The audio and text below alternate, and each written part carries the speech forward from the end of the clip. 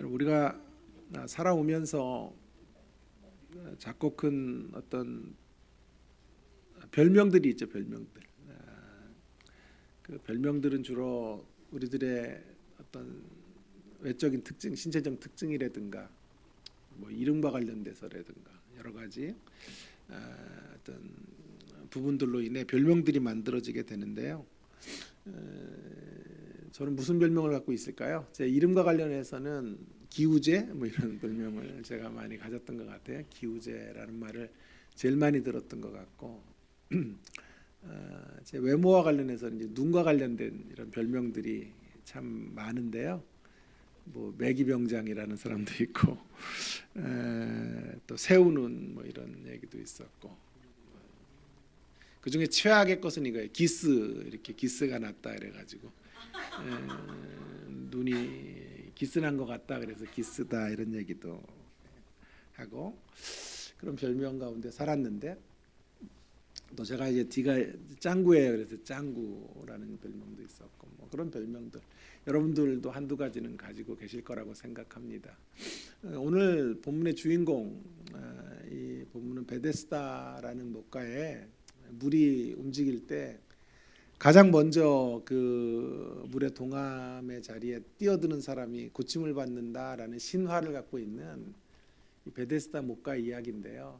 그곳에 38년 된 병자가 주인공입니다.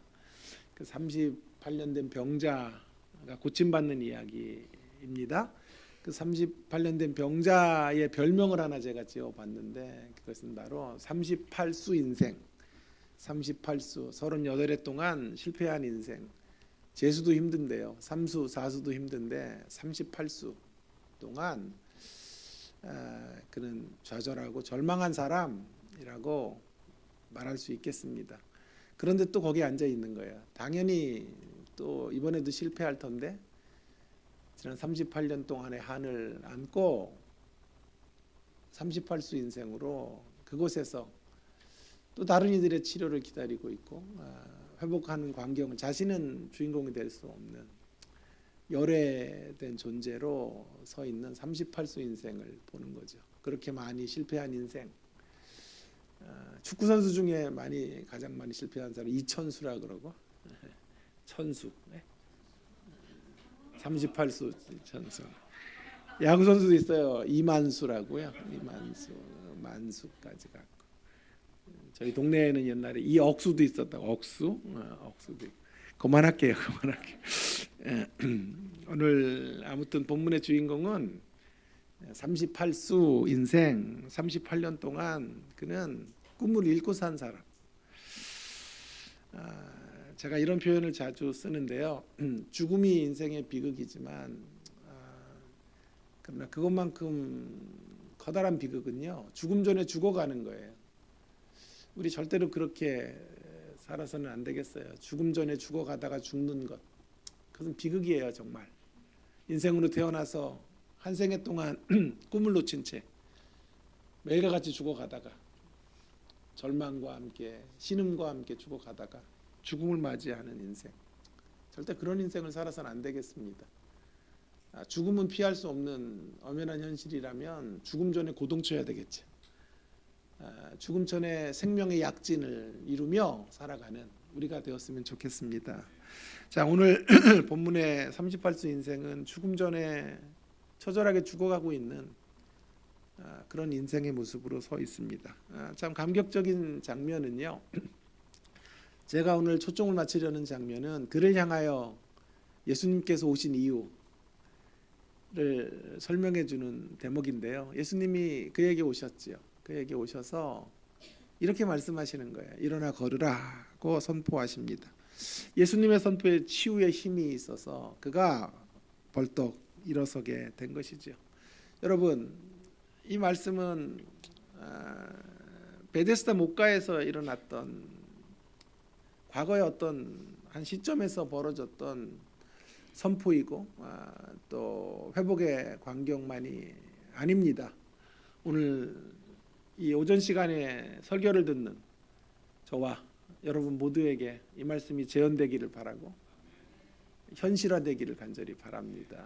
오늘을 위한 말씀, 나를 위한 말씀으로 마음을 활짝 열고 받으셔서 일어나라고 하는 회복의 메시지가 나의 것이 되었다고 간증할 수 있는 자리로 나아갈 수 있는 우리 모두가 되기를 주의 이름으로 축원합니다. 자, 우리는 꿈을 잃어버린 사람을 향해 일어나 걸으라고 하시는 이 메시지에 좀 깊이 창념하면서 두 가지 물음에 좀 답하려고 하는데, 어디로부터 일어나야 되는가 하는 것이고, 또 하나는 어디를 향해 일어나야 하는가 하는 것입니다. 어디로부터 일어나는 문제는 과거의 문제죠. 우리의 과거의 문제이고, 어디를 향해 일어난다라는 말은 우리의 미래의 문제죠. 미래의 문제. 자, 올해를 정리하면서 우리는 어디로부터 일어나야 하고, 또 새로운 해를 한 달이 지나면 또 맞이하게 될 텐데 어디를 향하여 우리 달려가야 할지를 좀 생각하는 그런 시간을 갖는 것이 의미 있다고 생각이 들어요. 자, 먼저 첫 번째로는요, 어디로부터 일어나야 할까요? 제가 이렇게 정의했습니다. 상처로 인해 생겨진 좌절된 꿈의 자리로부터 우리는 일어나 걸어야 한다라고 말씀드리고 싶어요. 상처 때문에 생겨진 좌절된 꿈, 그 좌절된 꿈의 자리에서부터 일어나 걸어가야 하는 것입니다. 이 땅에 어떤 인생도 꿈꾸기를 중단하기를 원하는 삶은 없죠. 꿈을 포기하고 싶은 사람은 아무도 없을 거예요. 그러나 살다 보면 우리의 꿈이 수없이 좌절되어지고 그 과정들을 답습해 가다가 거기에 익숙해져 가게 됩니다. 오늘 본문의 주인공도 꿈이 많았던 인생이었을 거예요.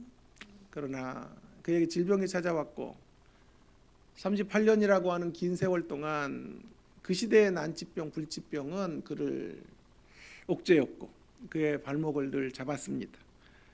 그래서 그 상처로 인하여, 그 아픔으로 인하여 그는 모든 꿈을 내동댕이 쳤어요. 꿈을 잃어버렸어요. 꿈을 잃어버린 채 그는 여전히 그 베데스다 못가에 그 모습으로 서 있고 앉아 있는 그의 모습을 우리는 보게 되는 거죠. 과거의 상처로 인하여 그는 사실은 피폐할 대로 피폐해져 있어요. 마음의 병이 생겼고 심령의 병이 찾아오게 된 거죠. 그리고 마침내 인생에 아무런 꿈도 없어요. 아무런 비전도 없는 사람으로 그곳에 그는 앉아있는 한 생애의 모습을 보게 되는 것이죠. 여러분, 이렇게 조각난 꿈, 거기에 익숙해지면, 산산조각난 꿈에 익숙해져 버리면요, 우리도 이렇게 될 수 있는 거예요. 그것이 장기화되면서 점차 꿈꾸기를 중단해 버려요. 그는 육신의 질병으로 시작했지만 그의 진짜 문제는 마음의 문제였고 내면의 문제였고 심령의 문제였다. 꿈을 잃어버린 것이 그의 문제였다라고 진단하고 싶습니다. 여러분, 우리 주님이 이 사실을 아셨던 것 같아요. 아니, 아셨던 것 같은 게 아니라 이 사실을 분명히 알고 계셨어요. 그의 문제를 단지 외적인 반신불수의 문제가 아니라 심령의 반신불수라고 하는 것을 주님은 정확히 간파하셨습니다. 그래서 주님이 이런 질문을 하시는 거예요. 네가 낫고자 하느냐? 6절이에요. 내가 낫고자 하느냐? 저는 이 질문을 생각할 때마다 웃음이 나와요. 아니, 예수님이 어떻게 이런 질문을 하실 수 있나? 이게 질문입니까? 얼마나 심각한 우문입니까? 낫고자 하느냐? 38수 인생. 그 당시에 의학의 수준으로는 치료책이 없었던 38년 된 반신불수를 갖고 있는 인생을 향하여 낫고자 하느냐? 이런 참 우스운 질문이 어디 있습니까? 너무나 어처구니 없는 질문이 아닙니까? 그런데 결론부터 말씀드리면 이것은 결코 우문이 아닙니다. 38수 인생의 진짜 문제를 폭로하시려고 하시는, 폭로시키려는 주님의 깊은 해안이 있는 질문이다 라고 말할 수 있겠습니다. 자, 그의 대답에서 이제 우리는 왜 이런 질문을 하셨는지를 알게 됩니다. 7절인데요. 7절이 매우 중요한 구절이에요. 7절을 한번 같이 읽겠습니다. 시작.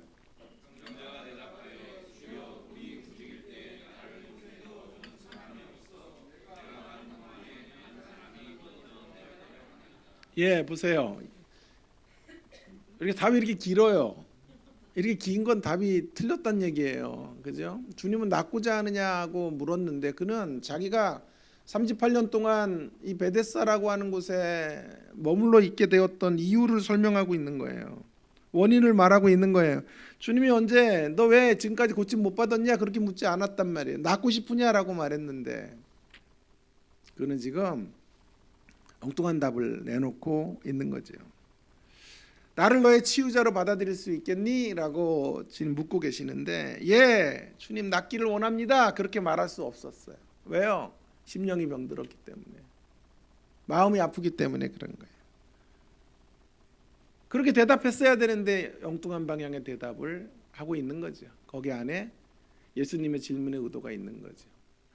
이러한 6절과 7절 안에 있는 이 행간 안에 있는 이런 상태를 뭐라고 말합니까? 사자성어로 동문서답, 사후정 시리즈 뭐 이런 것 같은 거죠. 그런 게 지금 흘러가고 있는 거죠. 그래서 오늘 6절과 7절의 상관성을 깊이 고민하지 않는다면 본문의 중심을 놓친 거다라고 저는 감히 말씀드리고 싶어요. 이 동문서답이 흐르고 있다는 거죠. 나무꾼 이야기 아세요? 나무꾼 이야기?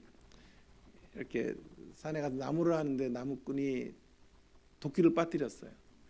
거기 연못에 누가 나타나가지고 흰수염 난 분이 나타나가지고 어느 도끼가 네 도끼냐 그랬더니 나무꾼이 말하는 거예요. 제가 빠뜨리지 않았어요. 옆에 있는 애가 밀었어요. 그렇게 말하고 있는 거죠. 여러분, 제가 어릴 때 이런 간증 들으면서 이런 이야기 들으면서 부흥사 목사님들에게 저는 신앙생활을 했어요. 여러분도 한번 들어보셨죠? 아시는 분들은 다시 한번 들어주시면 좋겠고요. 옛날에 초창기에 우리나라 목사님들 대다수는 주경야독하며, 오늘 굉장히 고사성어가 많아요. 어려운, 죄송해요 여러분, 이해도 힘든데 자 어쨌든 주경야독하며 이렇게 또 신학교 1학년 때 개척을 하고 막 이런 분들이 많았어요. 그래서 이제 신학교 수업에서 참 피곤한 몸을 이끌고 공부를 하셨는데, 자 이제 학기 말쯤이 되면 이제 난리가 나죠. 왜냐하면 이렇게 연세가 들어서 신학을 하고 또 일들이 여러 가지 주경야독을 하며 일을 해야 될 게 많은 분들은 수업은 그래도 열심히 들어도 이게 암기를 잘 못해요. 암기를. 그래가지고 시험이 늘 걱정이 되죠. 시험을 이제 보게 되었는데 교수님이 한 3가지 문제를 낸 거예요. 냈는데 도저히 아무것도 아는 게 없어요. 그냥 아는 건 하얀 건 백지고 까만 건 글씨다라는 것밖에 아는 게 없어요. 그래서 고민을 하고 백지를 내고 나가려고 하는데 강의를 너무 열심히 해주신 교수님에게 예의도 아닌 것 같고 그래서 기도를 했다 그러잖아요. 기도를 열심히 주님 답을 좀 알려주세요. 그랬더니 주님이 답을 알려주셨다죠. 그래서 답을 이렇게 썼대잖아요. 하나님은 모든 정답을 아십니다. 그리고 저는 그 정답에 동의합니다. 이렇게 답을 문제는 다 다른데 3문제를 다 그렇게 답을 쓴 거예요. 방학에 대해서 교수가 채점을 하려고 하는데 야 이거 엄청난 답이 나온 거예요. 그래서 생각지도 그냥 뭐 다시 일구의 가치도 없이 F를 주려고 했는데 잘못하다가는 신성 모독죄에 빠지게 생겼어요. 하나님 모든 정답을 아신다는데 그건 또 맞는 말이잖아요. 그래가지고 이 교수님이 또 기도원에 들어간 거예요. 어떻게 점수를 매겨야 됩니까? 신성 모독에 걸리지 않으면서 빠지지 않으면서 점수를 줄 수 있는 길이 뭘까요? 고민하다가 점수를 줬다 그러잖아요. 하나님 100점 너는 빵점 이렇게 점수를 줬다고 하는데 교수가 한수위죠. 자 교수가 내고 있는 질문과 학생이 지금 또 그 질문에 대해 내놓고 있는 대답이 전혀 방향이 달라 있는 모습. 오늘 그런 모습이 이 본문 안에 흘러가고 있는 거죠. 낳고자 하느냐라고 주님 물으셨을 때 예 낳고 싶습니다. 이 한마디를 할 수 없었던 38세 인생의 모습. 여러분 그런 모습 안에 그 안에 외적인 질병만큼 큰 내면의 병이 있다는 것을 우리는 간파할 수 있어요. 왜 이런 말을 못할까요? 왜 그 한마디 주님 고침받기를 간절히 원합니다. 이 시간 저를 고쳐주십시오. 그렇게 나가지 못하고 있었지. 여러분 저의 전성기는 언제였을까요? 처음 전도사 생활할 때가 전성기였어요. 부평에서 전도사 생활할 때 진짜 기가 막혔어요. 저는 그때 설교도 그때가 최고였던 것 같아요.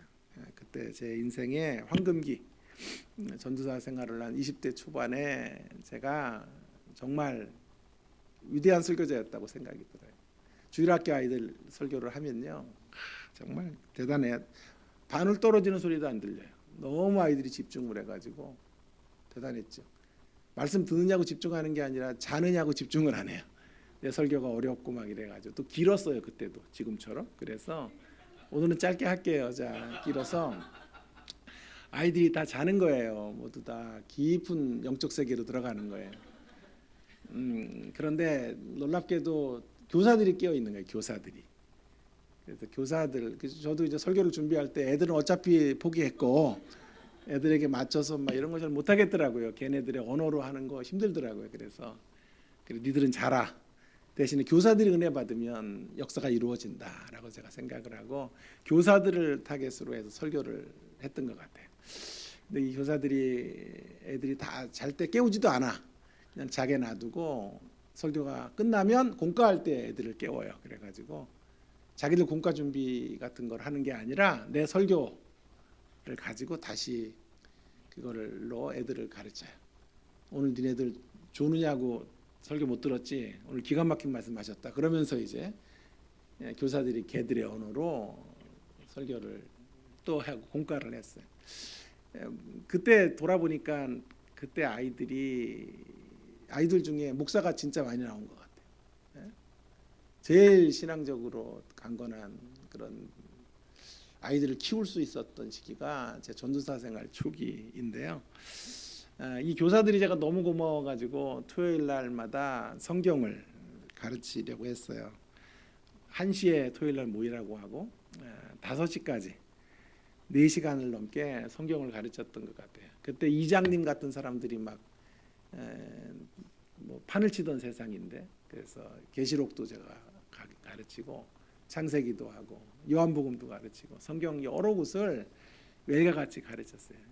그때 부평에 있는 그 동아 아파트라고 그 20평대 30평대 아파트 사는 성도들이 교사들이었는데 그분들 1시면 애들이 올 때 토요일 날 1시가 제일 바쁜 때인데 이 시간에 헌신해야 된다 말씀으로 채워야 된다 그래서 다 내려놓고 저와 4시간 5시간을 넘게 성경을 공부했던 것 같아요. 토요일 날이요. 그리고 그때 아내 될 사람하고 조혜정 여사죠. 조혜정 씨랑 연애를 하고 있었는데 토요일 날 못 만나요. 왜냐하면 성경 공부해야 되기 때문에. 그리고 어떤 때는 너무 길어지면 또 오후에 저녁에도 또 해요. 밥 잠깐 5시에 먹고 계속 갑시다. 그래가지고 6시부터 또 그랬던. 책도 엄청나게 읽히고. 그래서 한국에 돌아와서 교사들 몇 분을 만난 적이 있는데 지금도 그때 전사님이었을 때 우리에게 함께 나누었던 책들이 제 소지에 있어요. 그때가 제일 그립고 가장 인생이 아름다웠던 시절이에요. 그런 얘기들을 교사들이 했는데 사실은 제가 그 교사들 덕택에 유학을 갔어요. 교사들이 저에게 전도사님은 말씀의 은사가 있어요. 그래서 이런 제안을 해주시더라고요. 저희 교사들이 전도사님 외국에 유학을 가시는 걸 제안하고 후원을 해드리면 안 될까요? 후원을 해드리면 안 될까요? 그래서 그렇게 교사 대표가 저에게 말을 해줬어요. 여러분 안 되기는 뭐가 안 되겠습니까? 너무 되죠. 충만히 되죠. 정말. 집사님 당연히 됩니다. 교사들뿐만이 아니라 더 많은 성도님들이 저를 도울 수 있는 이 거룩한 대열에 동참할 수 있도록 홍보해 주시기 바랍니다. 그렇게 말씀드리고 싶었어요. 그러나 말을 못했죠. 여러분 오늘 예수님께서 낫고자 하느냐? 이 질문 앞에 아니 낫고자 하느냐가 무슨 말씀이에요? 너무 낫고 싶습니다. 충만히 낫고 싶습니다. 치유의 자리로 저를 이끌어 주십시오 라고 대답해야 되는데 그는 그렇게 대답하지 못합니다. 그래서 여기 안에 진짜 이 38수 인생의 문제가 있다라고 하는 것입니다. 그의 문제는 외적인 질병의 문제가 아닙니다. 그것만큼 중요한 것이 마음의 병이고 심령의 병입니다. 좌절된 꿈의 자리입니다. 그의 인생의 꿈을 포기한 한 사람의 자주 섞인 목소리를 우리는 듣게 되는 것이지요. 그것이 그의 문제입니다. 여러분, 이 7절의 고백 속에서 우리는 그것을 이렇게 말할 수 있을 거예요. 이런 문장으로 나는 환자입니다 라고 말하는 거예요. 나는 마음이 아픈 환자입니다 라고 고백하고 있는 거예요. 우리는 그의 대답 속에서 분노를 봐요. 분노. 무엇에 대해 분노합니까? 세상에 대해서 분노하고 있는 거죠. 베데스다의 법칙이 지배하는 세상. 베데스다의 법칙이 지배하는 세상의 가치는 뭡니까? 먼저의 먼저. 내가 물이 동할 때, 물이 움직일 때 치료받기 위해 달려가려고 하면 항상 먼저 가는 놈이 있습니다. 이 먼저의 가치관의 세상. 그 세상을 향한 하늘을 찌를 만큼의 분노를 폭발하고 있는 거죠. 어떤 이들은 이 베데스다를 잘못 번역해가지고 이걸 뭐 평화의 집, 은혜의 집이라고 생각해서 베데스다 무슨 집 이런 식의 이름도 짓는데요. 그것은 베데스다라는 단어만 생각한 거예요. 사실 이 베데스다라는 것은 세상의 축소판입니다. 다크 엔젤이 지배하는 것입니다. 어두운 영의 천사가 이 세상을 온통 이끌어가는 그의 법칙을 따라 타락한 세상을 이끌어가는 것, 그것이 베데스다였습니다. 베데스다의 가치는 먼저의 가치예요. 먼저 1등이 된 사람에게만 영광의 트로피를 올려주고 박수갈채를 보내는 것, 주님이 원래 꿈꾸셨던, 주님이 원래 디자인하셨던 세상은 이런 세상이 아니었지요. 주님은 베데스다와 같은 세상 속에 살아가면서 서로 협력하고 서로를 돌아보기를 원하셨어요. 그러면 38수 인생들이 이렇게 생겨지는 일들은 이루어지지 않아야 되는 것이죠. 주님이 디자인하신 세상은요, 이런 세상이 아니었어요. 물이 동할 때 가장 물에 뛰어들기 가장 힘든 사람부터 먼저 그곳으로 인도해 주는 세상. 자, 우리는 다음에 또 다른 때 물이 동할 때 우린 들어가면 되니 38수 인생 그부터 먼저 치료의 길로, 회복의 길로 그를 이끌어주는 세상, 그런 세상을 주님은 꿈꾸셨어요. 하나님 원하셨던 세상이에요. 그런 세상이. 그러나 타락한 세상은 어두운 베데스다의 법칙이 지배하는 것이에요. 서로 경쟁하고 또 경쟁하고 또 경쟁하는 곳, 박이 터져라 싸우며 1등이 되기 위해 광란의 질주를 하는 곳, 그것이 베데스다란 말입니다. 거기 안에서 갖게 된 상처, 분노, 그 분노를 폭발하고 있는 거예요. 우리는 그의 대답 속에서 베데스다의 법칙이 지배하는 세상 가운데 살아가는 그 베데스다라는 세상에 발맞춰 가지 못하고 있는 한 사람의 열등의식을 봐요. 열등의식을. 그는 자신이 먼저의 대열에서 밀려난 나구자임을 말하고 있는 거예요. 7절을 통해.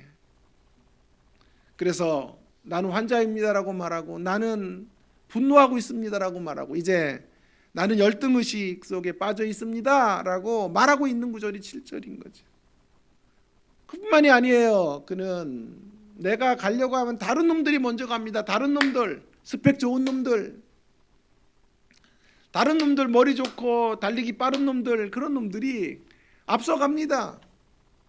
그래서 저는 뒤처질 수밖에 없었고 이렇게 초라하게 살 수밖에 없었습니다. 여러분, 이 38수 인생 반시불수도 일종의 스펙이 되도록 하는 세상이 돼야 되는데, 그것이 아픔이 되고 상처가 되는 세상으로 타락한 세상은 이끌려가고 있는 거예요. 저는 어제 한 분의 상담학 무슨 논문을 쓰길래 부심으로 초대를 했는데, 제가 학교에서 20년 넘는 동안 입양 전도사로 우리 딸 간증을 했더니 많은 제자들 중에 저를 본받아 입양을 한 분들이 생겼어요. 그 중에 한 분이 박사학위 논문으로 그 아이들이 청년이 되었을 때 20대 입양 아들이 어떤 정체성으로 살아가는지를 논문을 썼더라고요. 그래서 전화가 왔어요. 교수님, 꼭 교수님 때문에 입양했고 아이를 키우다가 너무 힘들고 돌파구를 찾기 위해서 논문을 썼는데 교수님이 심사해 주셔야 됩니다. 그래서 제가 그 논문을 읽었는데요. 너무 딱딱하고 너무 통계 같은 거 이렇게 질적 연구죠. 한 12명의 아이들이 어릴 때 입양돼서 지금 어떻게 사는지 이런 것들을 하는 건데 정말 너무 메마른 논문인데 저는요 펑펑 울면서 읽은 거예요.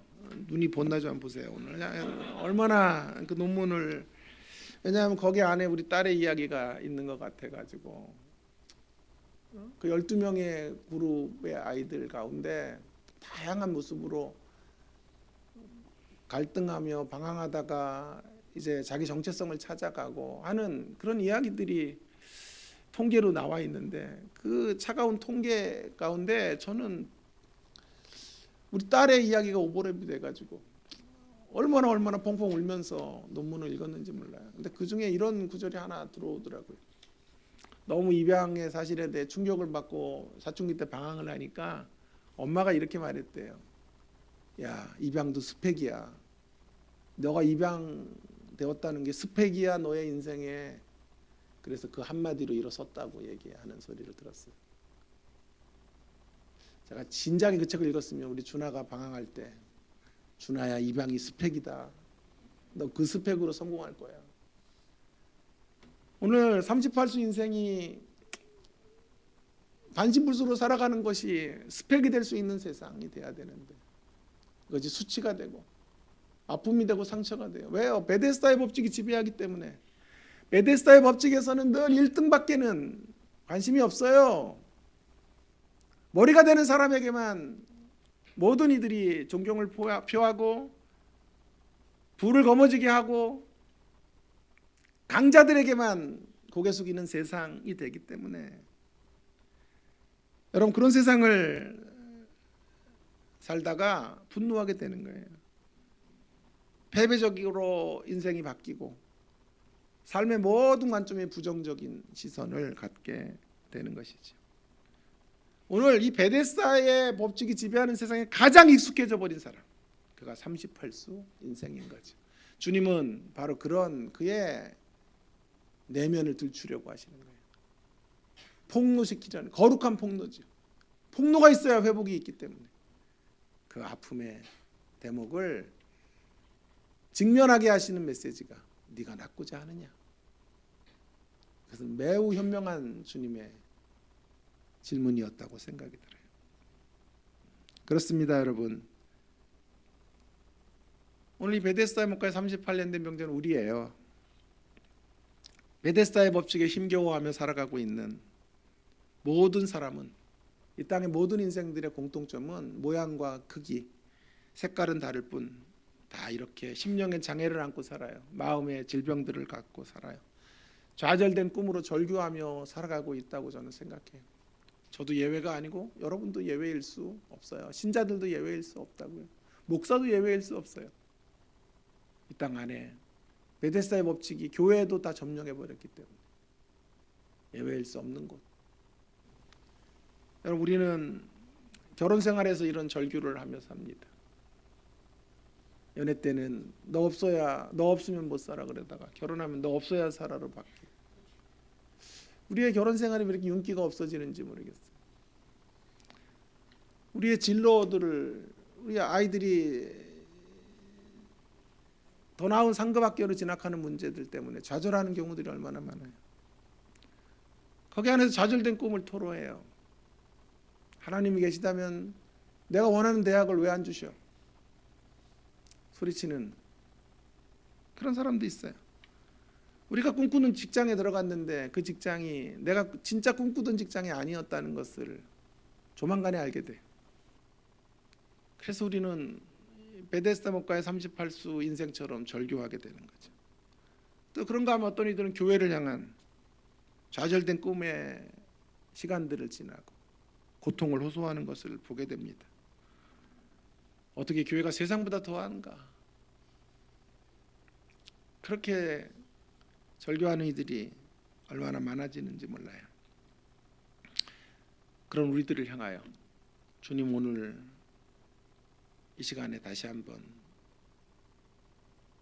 선포하세요. 일어나 네 자리를 들고 걸으라고. 일어나 네 자리를 들고 일어나 걸으라. 그렇게 말씀해 주십니다. 이것은 그저 우리의 외적인 육신의 병으로부터 자유케 되라 그 정도의 메시지가 아니라니까요. 절망의 자리로부터 일어나라는 거예요. 너의 상처로부터 일어나라는 거예요. 깨어져 버린 꿈에 익숙해져 버린 그런 자리로부터 일어서야 된다는 거예요. 고작 육신의 질병의 문제 해결해 주려면 낫고자 하느냐 같은 말씀 안 하셔도 돼요. 그냥 고쳐주시면 되는 거예요. 그러나 그분이 진짜 바라봤던 우리를 고쳐야 될 대목은 마음의 문제였고 심령의 문제였고 속사람을 강건하게 해주는 대목이었기 때문에 주님은 우리의 전인적 치유를 위하여 내가 낫고자 하느냐고 말씀하신 후에 일어나 걸으라고 그렇게 선포하고 계시는 거죠. 이것이 예수님이 오신 이유이고 우리가 이런 치유와 회복의 자리로 가기 위해서 우리는 예수님을 믿는 거라고 해도 틀리지 않을 것입니다. 고작 빵의 문제나 해결하려고 천국행 티켓 정도 얻으려고 예수 믿는 거 아니에요. 온전한 회복의 사람으로 전인적 치유의 인생으로 살아가기를 우리는 꿈꿔야 하고 소망해야 하는 것이죠. 예수님 없이는 그 일이 이루어질 수 없어요.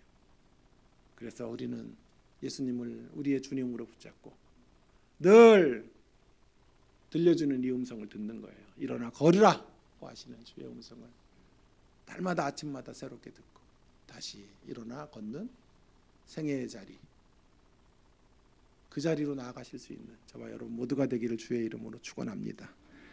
우리가 예수 안에 사는 이유는 꿈꾸며 살기 위해서 예수 안에 사는 거예요. 꿈꾸며 살기 위해, 희망을 노래하며 살기 위해서. 자, 첫 번째 이야기를 했어요. 어디로부터 일어나 걸어야 하는가. 이제 어디를 향하여 그러면 두 번째 일어나 걸어야 될까요? 제가 이렇게 만들어 봤어요. 문장으로. 어디를 향해 가야 되나요? 깨어진 꿈의 익숙한 현실 속에서 이제 어디를 향해 가야 될까요? 일어나서 우리는 어디를 향해 갑니까? 하나님의 꿈을 향하여 일어나 걸어야 돼요. 내 꿈이 깨어진 그 자리에서 일어나서 하나님의 꿈을 향하여 일어나 걸어가는 우리의 미래가 돼야 돼요. 여러분, 우리의 꿈이 깨어졌다고 해도 절대로 포기하지 말아야 돼요. 왜냐하면 우리의 인간적인 꿈들이 다 무너지는 자리에도 제가 정말 좋아하는 표현인데 수없이 여러분에게도 강조했죠. 여전히 하나님의 꿈은 언제나 살아있기 때문에 그렇습니다. 그 하나님의 꿈을 향해서 일어나는 거죠. 꿈을 잃어버린 사람들에게 중요한 건요, 꿈을 꾸는 거예요. 다시. 근데 그것보다 중요한 것이 또 한 가지 있는데, 꿈을 꾸는 것만큼 중요한 것이 뭔지 아세요? 꿈의 방향을 바꾸는 거예요. 이제 내가 원하는 꿈을 이루는 삶이 아니라 하나님의 꿈에 동참하는 자리로 가는 거예요. 진정한 꿈, 그 진정한 꿈은 내가 원하는 것을 이룬다고 되는 게 아니에요. 내가 원하는 것 너머에 하나님이 기뻐하시는 것을 붙잡고 살아갈 때, 하나님의 비전에 눈뜰 때 진짜 꿈을 꾸는 거, 진짜 꿈을 이루는 사람이 되는 거예요. 그래서 어떤 이는 이 표현을 이렇게 말했더군요. 꿈 너머의 꿈, 꿈을 이루는 것 너머의 꿈. 교수가 되는 게 꿈이면요, 교수가 되고 나서 타락한다니까요. 교수 되고 나서 어깨 힘들어가요. 권위적으로 바뀌어요. 큰 교회를 하는 게 꿈이면 큰 교회 이루고 못된 인간 돼요. 근본도 알 수 없는 존재가 돼버려요. 괴물이 돼요. 왜? 이제 꿈을 이뤘으니까. 거드름 피고 살 일밖에 없는 거예요. 그러나 우리는 그 정도가 아니에요. 그 너머의 꿈이 있어야 돼요. 그 너머의 꿈. 교수가 되는 꿈 너머의 꿈. 교수 다음의 꿈, 다음의 꿈. 교수답게 살아가는 꿈. 큰 교회가 되는 꿈 너머의 꿈. 목사답게 사는 꿈. 거부되는 꿈 너머의 꿈. 그 너머의 꿈을 꾸며 걸어가야 돼요. 이것이 우리가 존재하는 이유예요. 자, 오늘 이 사실을 확인시켜주는 구절이 뭐냐 하면, 자, 오늘 8절을 보세요. 8절에 재미나는 구절이 하나 나오는 것 같아요. 예수께서 이르시되 일어나 네 자리를 들고 걸어가라. 자리를 들고, 왜 자리를 들고 걸으라고 하셨을까? 잠깐 생각하고 설교를 마쳐야 되겠는데, 자리를 들고 걸어가라 그랬단 말이에요. 자리 버리고 걸어가야 되잖아요. 그죠? 베드로를 부를 때는 뭐라 그러셨어요? 배를 버려두고 나를 쫓으라. 그런데 38수 인생을 향해서는 네 자리를 들고 일어나 걸으라. 그 38년 동안 그곳에 앉아 있었던 매트 같은 거 들고 일어나라는 거죠. 왜 그거 들고 일어나야 될까요? 이유가 있어요. 저는 자리를 들고 일어나라는 말씀을 묵상하는 가운데 이런 생각을 했어요. 아, 이건 소품이다, 소품. 간증 소품. 간증을 위한 소품이에요. 간증을 위한 소품. 어디에서부터 출발했는지, 어디서부터 이 복된 은혜의 자리로 나왔는지를 간증해야 되겠죠. 그래서 제가 옛날에 이런 삶의 자리였습니다라는 소품들을 들고 일어서라는 거예요. 그러니까 우리가 나가야 될 방향이 여기서 분명히 정해진 거죠. 세상은 베데스다의 법칙이 지배하는 세상은 너를 증명해봐로 요약될 수 있는 세상이에요. 네가 잘난 사람임을 증명해봐. 네가 실력 있음을 증명해봐. 네가 머리 좋다는 것을 증명해봐. 네가 유능하다는 걸 증명해봐. 그걸 증명하지 못하면 회사에서 도태될 수밖에 없어요. 가정 안에서도 그걸 증명하라고 서로 소리쳐요. 아내가 남편에게, 남편이 아내에게, 자녀들에게까지 그런 소리를 하고 있어요. 좋은 성적을 내어 네가 유능하다는 걸 증명해야 넌 내 아들이야 라고 말하고 있다고요. 그러나 우리가 가야 될 자리는 그런 자리가 아니에요. 더 나은 우리의 모습을 증명하는 자리로 가는 것이 아니라, 이제 우리가 가야 될 자리가 어디라고요? 우리의 자리를 들고 일어나 어디로 가야 될까요? 증거의 자리로 가야 돼요. 증명의 자리가 아니라 증인의 자리, 증거의 자리로 가야 돼요. 증거의 자리, 주님을 증거하는 자리. 주님의 꿈을 간증하는 자리, 주님의 꿈이 나에게 이루어지고 성취되었음을 간증하는 그 자리로 가야 돼. 그 자리로 갈 때 소품이 필요해. 그 소품이 뭐예요? 네 자리예요.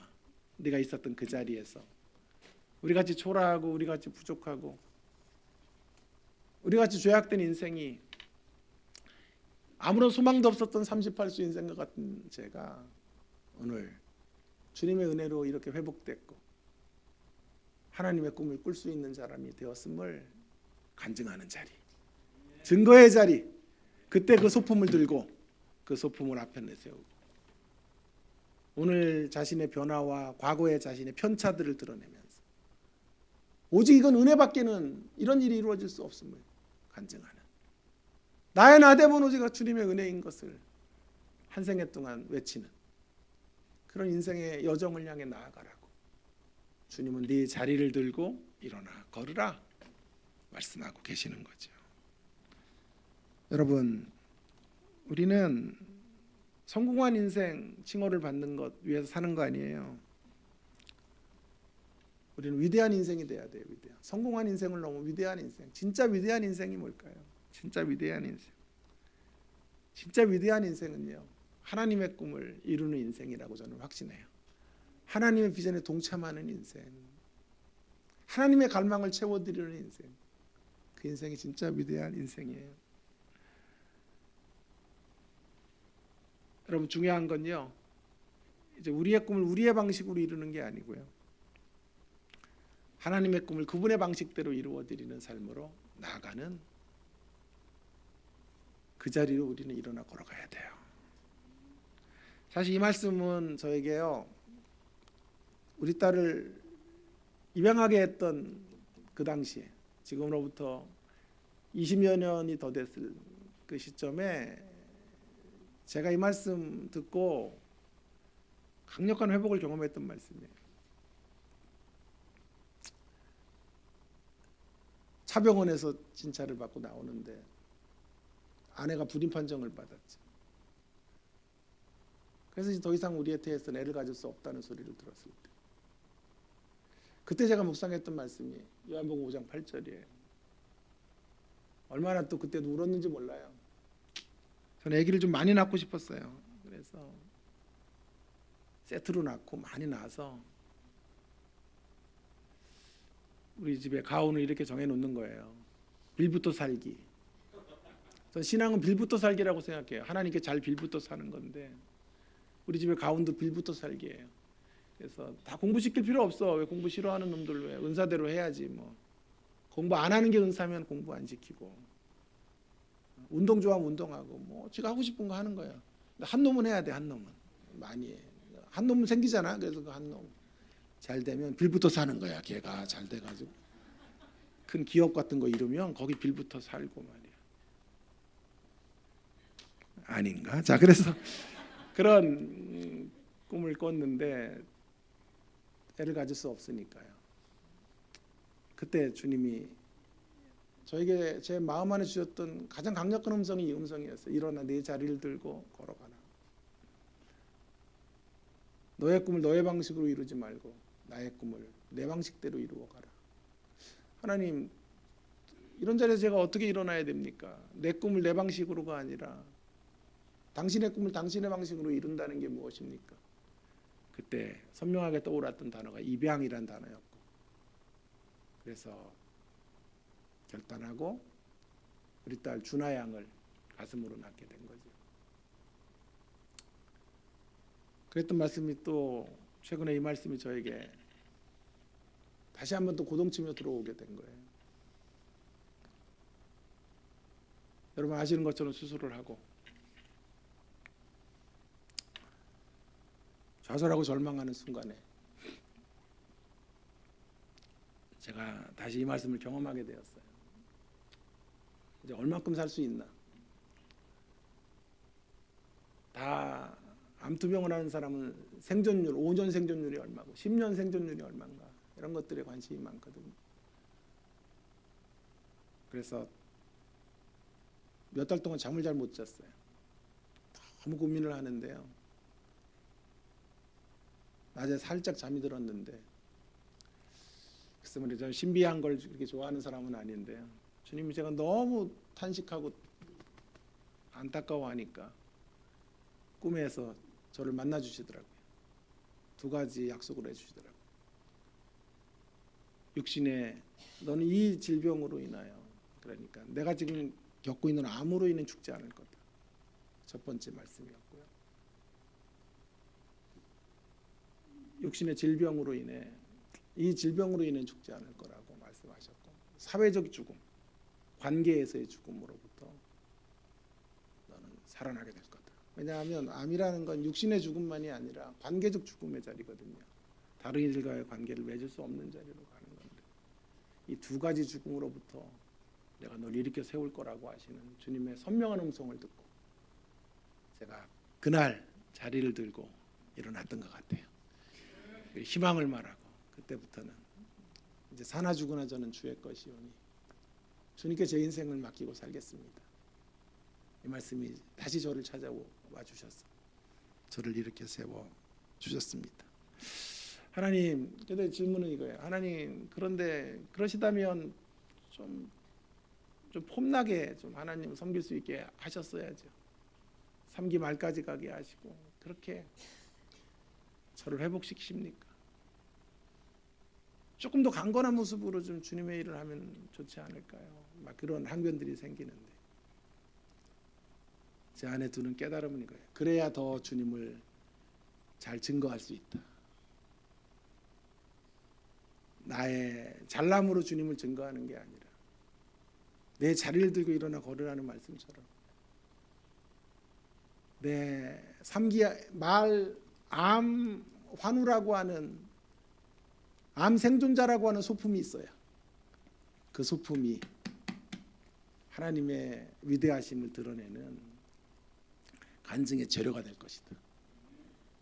더 큰 감동과 더 큰 은혜를 줄 수 있는 그런 하나님의 재료로 너의 연약을 쓸 것이다 라는 말씀으로 저에게 알려주셨어요. 그런 차원에 일어나 걸으라. 여러분 꿈이 깨어졌다고요? 그래서 힘드시다고요? 그렇다면 말씀드릴게요. 꿈의 방향을 바꾸세요. 하나님의 꿈을 꾸면 일어설 수 있어요. 하나님의 꿈에 눈 뜰 때, 하나님의 꿈에 눈 뜰 때, 그때 우리 회복될 수 있어요. 염려하지 마시고요. 여러분의 모든 상처와 아픔 이런 것들 다 들고 일었으면 돼요. 그게 다 소품이 될 거예요. 간증의 소품. 여러분의 간증을 힘있게 하고 하나님을 하나님의 자리에 올려놓는 간증의 어떤 도구로서 하나님께서 여러분의 시련도 아픔도 트라우마도 상처도 여러분의 모자람도 여러분의 시행착오도 다 쓰실 거예요. 일어나 네 자리를 들고 걸어가라. 하나님의 꿈을 향하여 걸어가십시다. 하나님의 꿈을 꾸면 우리는 언제나 꿈꿀 수 있어요. 왜냐하면요, 하나님의 꿈은 언제나 살아있기 때문에 그래요. 그래서 뭘 잃어버렸느냐가 중요하지 않아요. 뭐가 남겨져 있느냐. 여러분 앞에 뭐가 남겨져 있습니까? 우리의 개인의 꿈이 다 무너진 자리에도 여전히 남아있는 하나님의 꿈 남아있습니다. 그 꿈을 향하여 일어나 걷게 되어지는 물된 동산의 모든 성도님들 되기를 주의 이름으로 축원합니다. 여러분, 베데스다의 법칙이 지배하는 세상에 휘둘려 살지 마십시다. 휘둘리지 마십시다. 먼저의 가치관이 지배하는 세상 앞에 붙들려 살지 맙시다. 휘둘려 살지 맙시다. 대신에 우리가 붙들려야 될 것이 있어요. 말씀에 붙들립시다. 말씀에. 그 가운데서 일어나 걸으라고 우리에게 선포하시는 주님의 말씀에 붙들려서 베데스다의 법칙에 휘둘리지 말고 하나님의 가치의 말씀 가운데 붙들려서 승리하시는 저와 여러분 모두가 되기를 다시 한번 주의 이름으로 축원합니다. 우리 같이 통성으로 오늘 주신 말씀을 좀 기억하면서 기도하고 마무리하고 축도하겠습니다.